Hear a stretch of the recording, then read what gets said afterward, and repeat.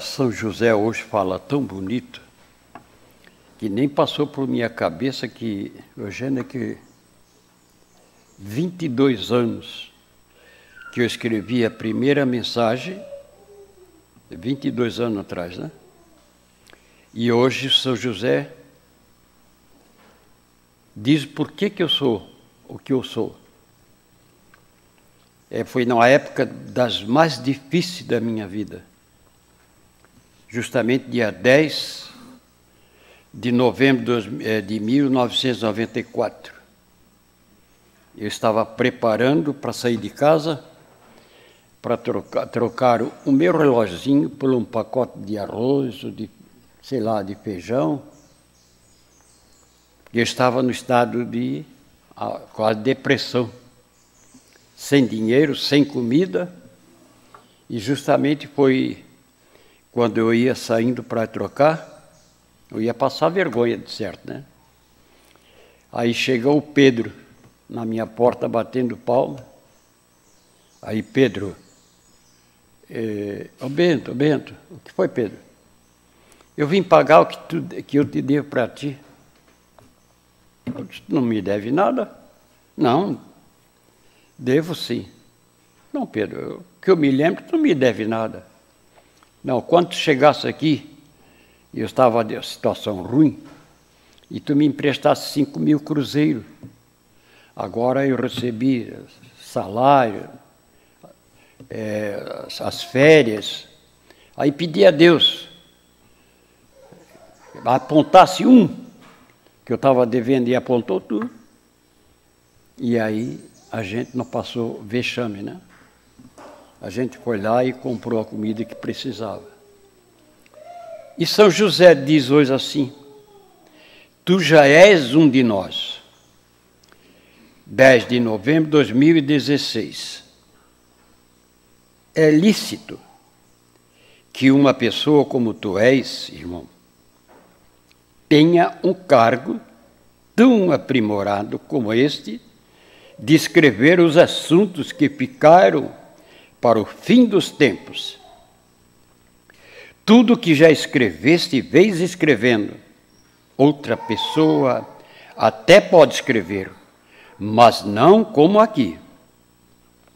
São essas palavras que estão dando testemunho da segunda vinda de Jesus sacramentado.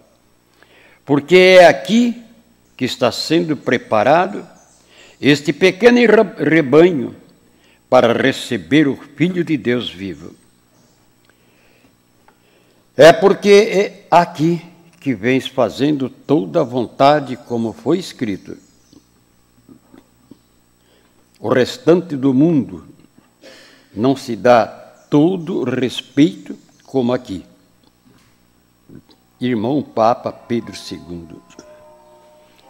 Achei tão lindo essa parte agora aqui, que se os membros da Igreja Católica viessem descobrir o que é que ele quer dizer aqui,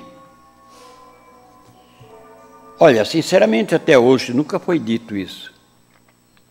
A diferença da nossa Igreja Católica da outra que não faz a vontade de Deus. Ele diz aqui, bem claro, embalar uma criança no silêncio, ela só pode dormir. Agora, embalar uma criança no barulho de instrumento só faz a criança chorar, que a criança quer silêncio.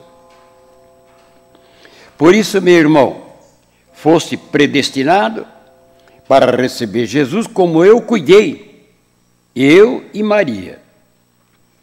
Nós dois, quando nos conversávamos, eu olhava para Maria e Maria para mim. Nós conversávamos sobre aquela criança. E assim nos dizíamos, o que será que vai ser deste menino? Porque nem eu e nem Maria tínhamos certeza que seria o Salvador da humanidade. Quando ele completou os seus 12 anos, Foi daí que abriu nossos olhos. De onde vem tanta inteligência se é apenas uma criança? Admirados ficamos, vendo ele discutir com os doutores, baseando-se como vens fazendo, irmão. Sem ter estudo, tu falas como um grande orador. Sem ter estudado nada do que tu falas, apenas leste pouco a Bíblia. Esta é a pergunta que muitas pessoas. Como é que ele fala melhor do que qualquer membro que estudou filosofia e teologia? E diz eles, deve ser um homem de Deus mesmo. Sabe, irmão, quando contigo cantei, vi que as santas palavras eram mesmo obra do Espírito Santo que te ajudou. Eu fiquei tão admirado que Deus, nosso Pai, permitiu que eu, José, cantasse contigo. Até hoje nunca houve uma voz vinda do céu sem a pessoa escutar, como foi o teu caso. Contigo cantei, porque já és um de nós, José, filho de Maria, e Papa Pedro II. Até eu me pergunto mesmo, nunca se viu falar isso. Nunca se viu falar. Eu acho que o mundo todo sabe disso. Se eles leram essa... Como é que ele vai gravar uma voz se não escutou? Que não é fácil. Isso é uma coisa mesmo, um segredo de Deus, né? Pequenininho gravador desse tamanho assim, ó. Está até hoje guardado. E a voz dele saiu junto. São essas palavras que estão dando testemunho da segunda vinda de Jesus sacramentado. Porque é aqui que está sendo preparado esse pequeno rebanho para receber o Filho de Deus. É porque aqui vens fazendo toda a vontade, como escrito foi. No resto do mundo não se dá tanto respeito como aqui, irmão Papa Pedro II.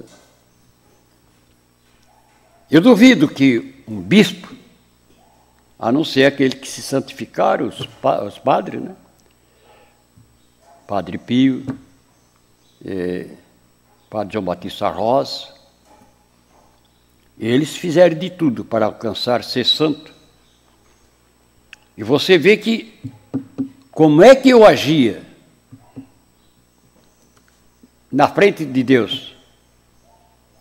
Eu era espremido como fosse um limão, para ver até que ponto eu aguentava, né?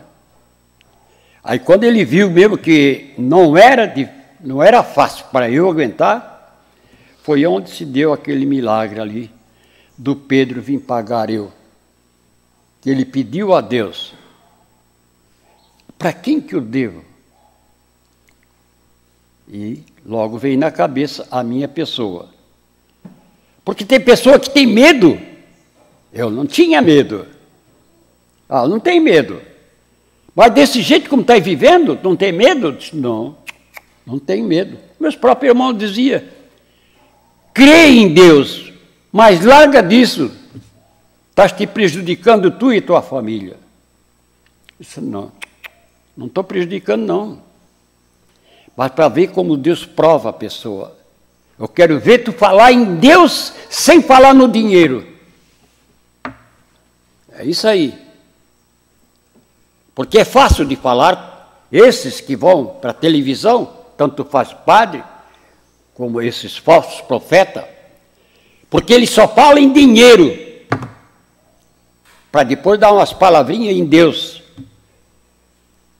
E é isso que se faz uma pessoa santa, é aguentar mesmo. De achar, mas eu estou rezando, faz mais de ano estou rezando e não resolve a minha vida. Pois é. E eu rezei quantos anos, né? Cada vez mais apertado, cada vez mais apertado. Era para desistir, que não era possível. Mas Deus sempre sabe o que faz. Nós devemos olhar. Se você tem necessidade, que passa por um momento, outros estão na porta do hospital ou na farmácia sem ter dinheiro. Outros estão querendo comer e não tem comida. Outros que já estão desenganados pelos médicos. É muito fácil reclamar, é muito fácil. Mas eu quero ver aguentar.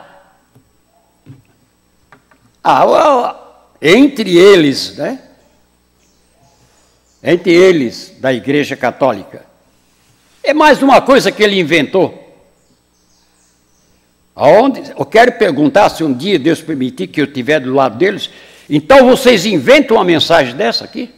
Inventam. Padre Roma foi e falou, quando ele estava na Aparecida. Ele começou a ler a mensagem e disse, também vou escrever. Não chegou nem a metade, não tinha sentido. E ele era estudado, hein? Um homem estudado como era o Padre Roma. Então são essas coisas, gente, que antes da vinda de Jesus, as coisas que ele falava, não tinha papel, caderno para escrever tudo. São Mateus parece ele que diz. Não tinha condições, como hoje tem, né? As gráficas têm papel à vontade. Naquele tempo não existia. Agora você fica pensando, mas como é que Jesus, lá em Belém, onde ele nasceu, Brasil distante de sei quantos mil quilômetros, e vim cá escolher uma pessoa, não era para os brasileiros dizer, não, vamos falar sobre o nosso profeta, não, por causa do que? Do orgulho, a inveja, o ciúme, é que levaram Jesus a morrer na cruz.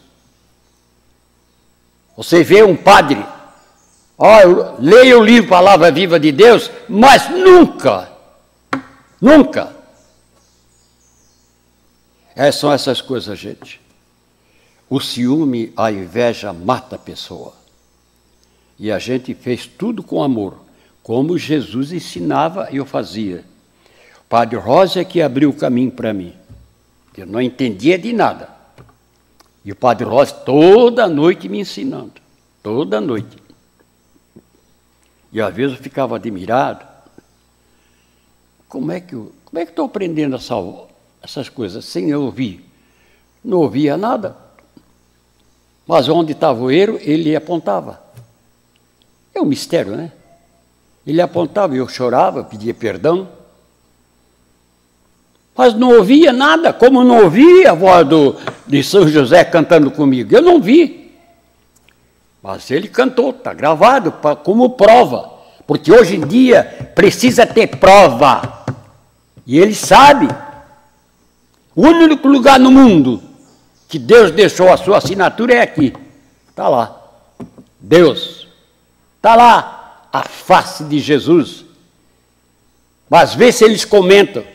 Por causa da inveja, do ciúme, eles acham, por ser estudado, Deus deveria dar para ele. Mas Jesus não escolheu um estudado, escolheu logo Pedro, o pescador, que pouca coisa sabia. Em nome da Santíssima Trindade, vocês aqui, lá fora, com a permissão de Deus, eu vos abençoe. Em nome do Pai, do Filho e do Espírito Santo, amém. Vamos em paz, vamos com Jesus, Maria e José, bom dia.